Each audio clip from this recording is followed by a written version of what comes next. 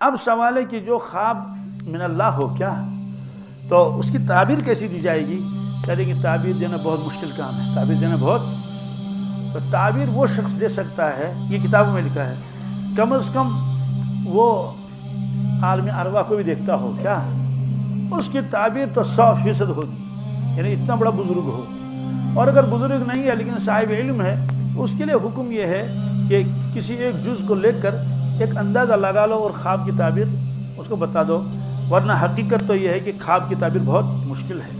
اس کی وجہ کیا ہے؟ دیکھیے اس کی وجہ کیا ہے، اس کی وجہ یہ ہے کہ کبھی کبھی ظلمت ایک ہوتی ہے، کبھی دو، کبھی 10 ظلمتیں لکھی، کتنی؟ تو جتنی زیادہ ظلمت ہوگی اتنی زیادہ تعبیر مشکل۔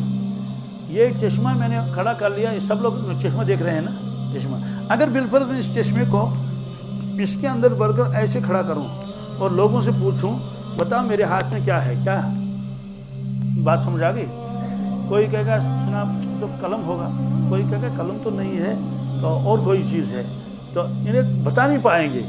اگر کوئی ہاتھ لگائے گا، بہت زور لگائے گا، اگر ہاں چشمہ لگ رہا ہے کیا، لیکن اگر اس میں پرت کے اوپر پرت ہے، پرت کے اوپر پرت ہے، تو اب تو چشمہ بھی نہیں بتا پائے گا۔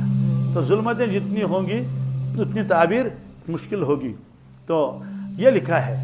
اب چونکہ آج کل کے خوابوں میں تو ظلمتیں بہت ہیں، ہے نا، ظاہر سی بات ہے، جن چیزوں سے انوارات آتے وہ چیزیں ہی نہیں ہیں۔ مثال کے طور پر میرے پاس کوئی آتا ہے، کہتے میں نے خواب دیکھا یہ، میں نے کہا فجر کی نماز جماعت کے ساتھ پڑھی یا نہیں؟ فجر کی نماز تو جماعت کے ساتھ نہیں پڑھی۔ میں نے کہا تم آپ کے خواب کا کوئی اعتبار ہی نہیں، آپ کے خواب کا کوئی اعتبار ہی نہیں، تو خواب کی تعبیر مشکل ہے۔ اس امت میں ایک شخص گزرے ہیں علامہ ابن سیرین، کیا محمد ابن سیرین رحمۃ اللہ تعالی، تو یہ تابعین میں سے ہے۔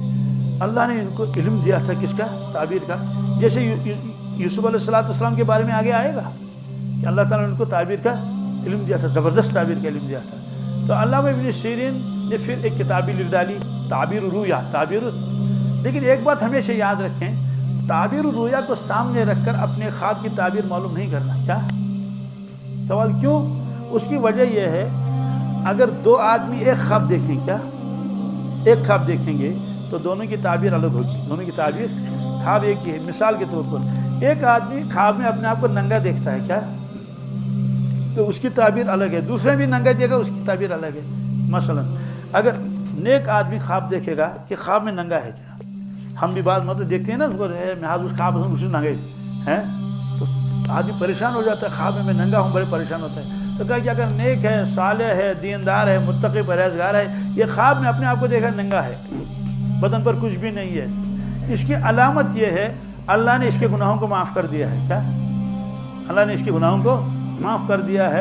تو اس طرح سے یہ گویا جیسے ماں کے پیٹ سے پیدا ہوا تھا، تقریباً ویسا ہی ہے، جو سب توبہ کر چکا ہے، سارے حقوق پورے کر چکے ہیں، تو یہ خواب اچھا ہے، گھبرانے کی ضرورت نہیں ہے۔ ایک آدمی فاسق و فاجر ہے، نماز نہیں پڑھتا ہے اور دوسرے گناہ مبتلا ہے، وہ اپنے آپ کو دیکھتا ہے کہ میں ننگا ہوں، اس سے کہیں گے تمہارے اندر تقویٰ نہیں ہے۔ کیا؟